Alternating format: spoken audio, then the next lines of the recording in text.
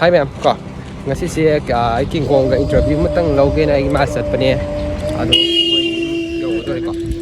Ay singa sai pung taramat ko ay ado di lak pa ni. Ado siya ay mo si kan dero ko. Ado haidi mayam gi damak ta fa tare. Ay hana waraga so hana kana tawraga so entertain gi ni asti entertain ni khalaga mayam gi ngakang waraga so awa potha ga dra khalaga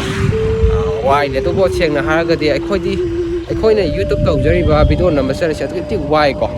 adagi amuk ki mathak ta la ra bo oi bane ha ga tare la ra bane sa lai ja ba aduga mayam gi thogon di tau da ya da bani na mayam gi damak ta ne cheng na ko sa kan da sa ne to ado mayam na su cheng na sum comment mp bi ya yam nungai je tien nungai tau biro ha bisu awe ado mayam sen ngasi di wasu wai maram di cycle ga sapre lam sang ge ba 40 minutes ka sang sang ko cycle thau da ado su mayam da sum long masam sum tau jara pane mayam su support tau biu ado bo mayam gi damak ta video nungai chen jara ke hai ga po kum yoi ma pong na te ko mayam na hoirak pa mayam aigi WhatsApp number dum description dum hapjaram ge mayam su dum sap semdo ha ningba adai ta ningba kya lai raga su dum hai biro koi su kana semdok na matan ja do lawjage ado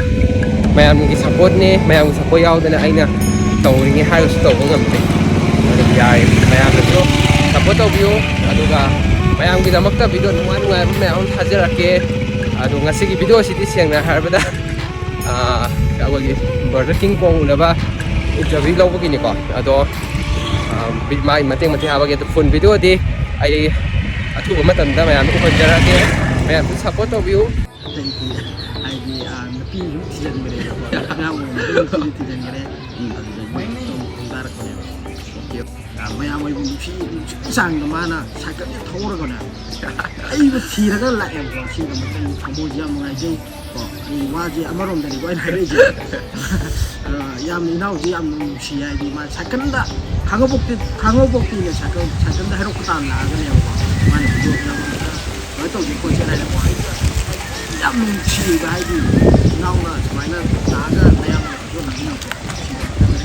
na yam na ka ga ni nau bu ko nau gi se ne de yam si ga di subscribe ko se mi no mo subscribe to ga si nau